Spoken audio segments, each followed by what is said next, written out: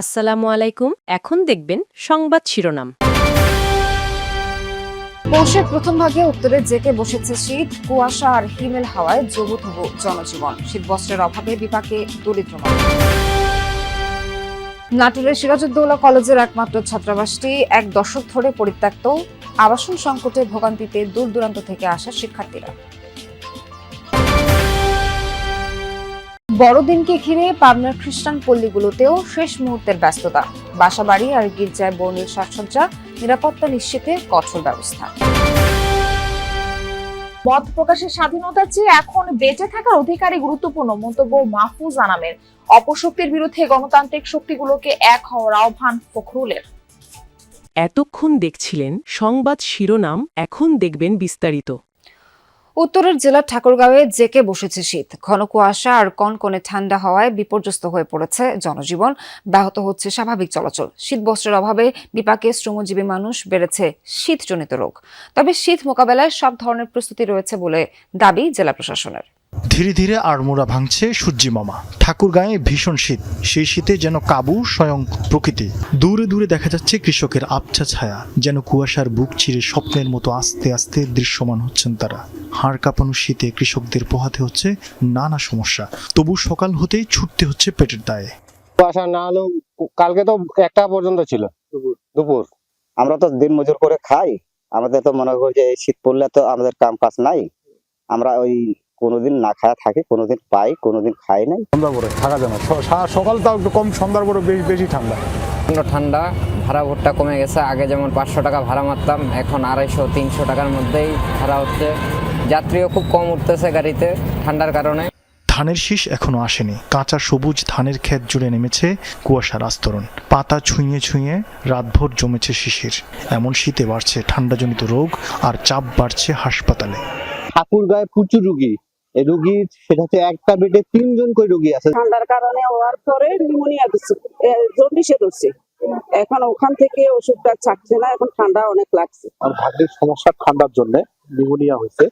আমরা গত 3 দিন ধরে আমি ঠাকুরগাঁও সদর হাসপাতালে ভর্তি আছি। আমাদের আজকে এ পর্যন্ত প্রায় 190টা রোগী আমাদের এখানে অবস্থান করতেছে, এবং এর মধ্যে সকাল থেকে আরো প্রায় 20টার মতো পেশেন্ট আমাদের অলরেডি ভর্তি হয়ে গেছে। ডায়রিয়া রোগ যেটা আমরা বলি, যে বাচ্চারা পাতলা পায়খানা, বমি, সঙ্গে পেট ব্যথা, খাইতে পারতেছে না, ডায়রিয়া রোগীর সংখ্যাটা আমাদের একটু বেশি বেড়ে গেছে।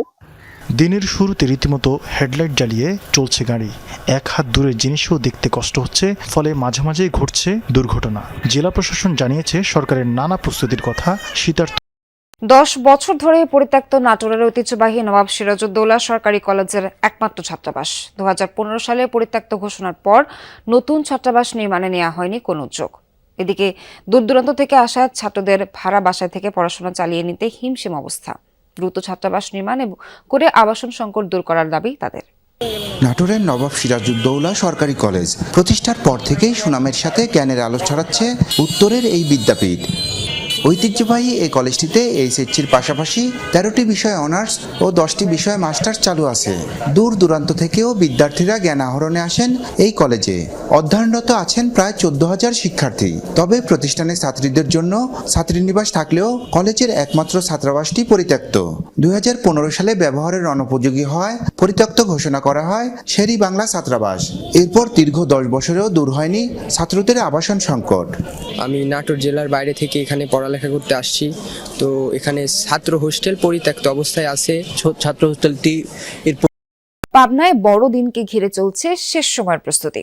25 ডিসেম্বরের আয়োজনে ব্যস্ত দিন কাটছে জেলার খ্রিস্টান পল্লীগুলোতে। বসত বাড়ি ও গির্জাগুলো সাজানো হচ্ছে রং বেরঙের সাজে ও নকশায়। আনন্দ উৎসব আর শান্তিপূর্ণভাবে বড়দিন উদযাপনে আইনশৃঙ্খলা বাহিনীও নিশ্চিত করেছে কঠোর নিরাপত্তা ব্যবস্থা। বসতবাড়ি আর গির্জার চূড়ায় উজ্জ্বল নক্ষত্র বা ক্রিসমাস স্টার শান্তি সদ্ভাবের সাথে জানান দিচ্ছে যীশু খ্রিস্টের জন্মদিনের।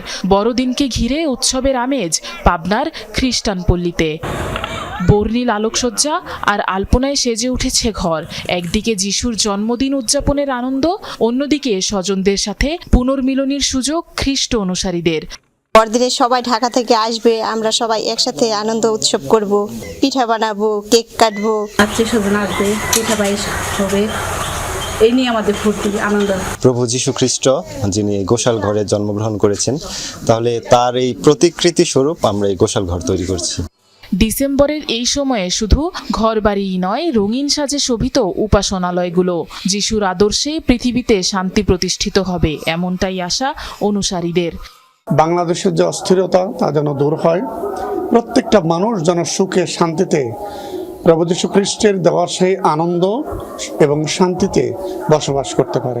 খ্রিস্টানদের সবচেয়ে বড় উৎসব বড়দিন ঘিরে আইন শৃঙ্খলা বাহিনীর পক্ষ থেকেও নেওয়া হয়েছে প্রয়োজনীয় নিরাপত্তা ব্যবস্থা। পাবনা জেলায় 24টি গির্জা আছে। ধর্মীয় কাজ সম্পাদনের লক্ষ্যে আমরা নির্দিষ্টভাবে নিরাপত্তা ব্যবস্থা গ্রহণ করেছি। জেলা পরিষদ, ডিবি, ডিএসবি এবং সংশ্লিষ্ট থানা সম্পূর্ণভাবে আমরা এখানে ফলো আপ করতেছি। যিশু খ্রিস্টের আগমন শুধু উৎসবই নয়, খ্রিস্ট ভক্তদের কাছে এটি মানবজাতির। গণমাধ্যম কার্যালয় ও সাংস্কৃতিক প্রতিষ্ঠানে হামলার প্রতিবাদে কর্মসূচিতে সংহতি জানিয়ে অপশক্তিকে ঐক্যবদ্ধভাবে রুখে দেওয়ার আহ্বান জানিয়েছেন বিভিন্ন রাজনৈতিক দলের নেতারা। মব সন্ত্রাস রোধে সরকারের ভূমিকার তীব্র সমালোচনা করে পরিস্থিতি থেকে উত্তরণে নির্বাচিত সরকারের প্রয়োজনীয়তা তুলে ধরেন নাগরিক সমাজের প্রতিনিধিরা। ডেইলি স্টার সম্পাদক মাহফুজ আনামের দাবি, শুধু ভবন পোড়াতে নয়, হামলাকারীরা সেদিন সাংবাদিকদেরও হত্যা করতে এসেছিল।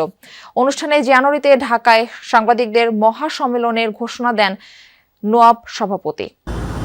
রাজনৈতিক মতভিন্নতা, আদর্শিক লড়াই কিংবা পছন্দ অপছন্দের তালিকা সরিয়ে একসাথে প্রতিবাদী কর্মসূচিতে হাজির বিভিন্ন রাজনৈতিক দল, মত আর পথের মানুষ। সচরাচর যার দেখা মিলে না খুব একটা।